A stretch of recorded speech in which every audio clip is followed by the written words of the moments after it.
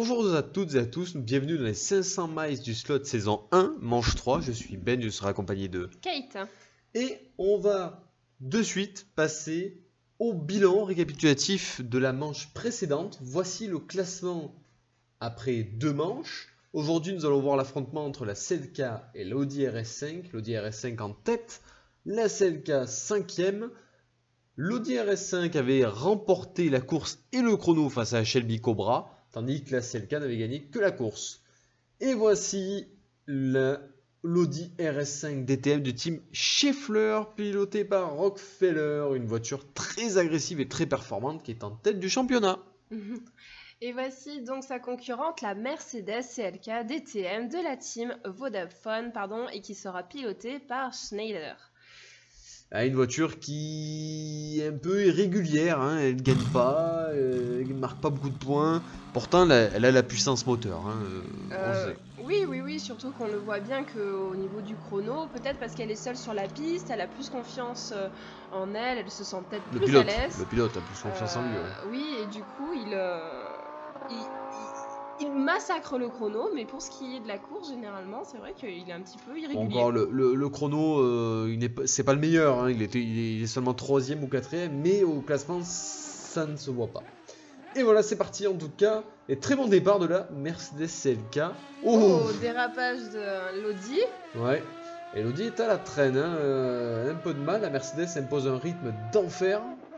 Et c'est compliqué, l'Audi revient, regardez, l'Audi remonte, quand est-ce qu'elle va doubler? Quand est-ce qu'elle va doubler? C'est un accrochage, l'Audi aurait dû laisser la priorité. Elle ne l'a pas fait.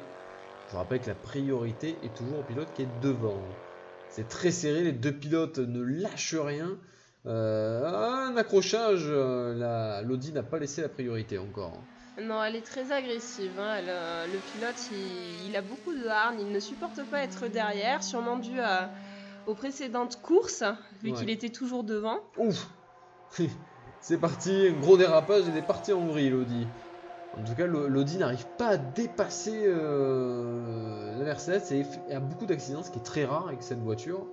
Très rare, et elle est en train de passer devant, c'est serré. C'est très serré, oui. Est-ce qu'elle va réussir à doubler avant la fin? Ça, c'est la question qu'on se pose. Parce que là, elle est passée devant. Elle est passée devant et la Mercedes a fait une nouvelle erreur. Oui.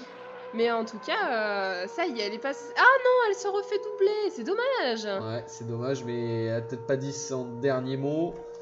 Alors, on va voir qu'est-ce que ça donne. Oh, la ligne droite, c'est toujours un dérapage dans la longue courbe. Ah. Ouais, et là, elles se sont percutées. Encore une fois, la Mercedes qui enchaîne les erreurs. Elle n'a pas tenu jusqu'au bout et c'est l'Audi qui a gagné. Alors l'Audi n'a pas gagné par son pilotage, elle a gagné grâce à son endurance surtout.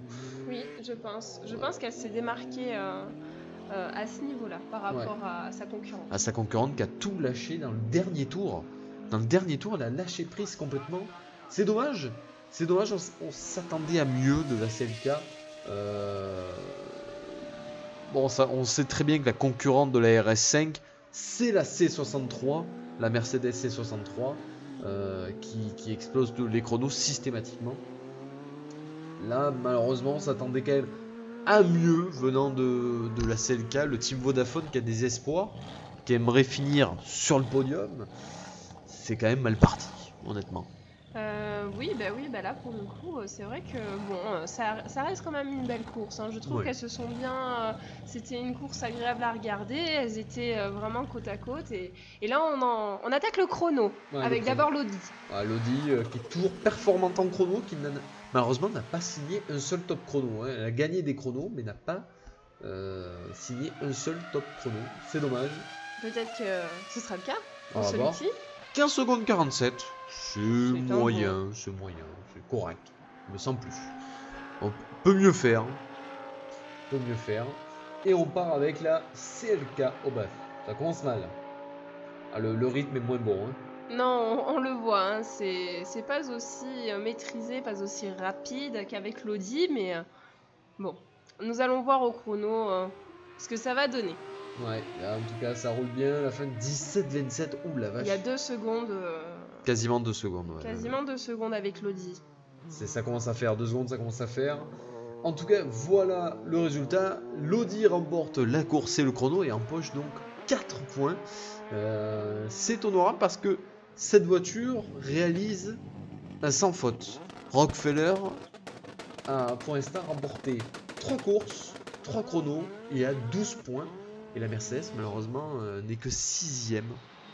Oui, c'est compliqué. Oui, là, pour le coup, elle est décevante.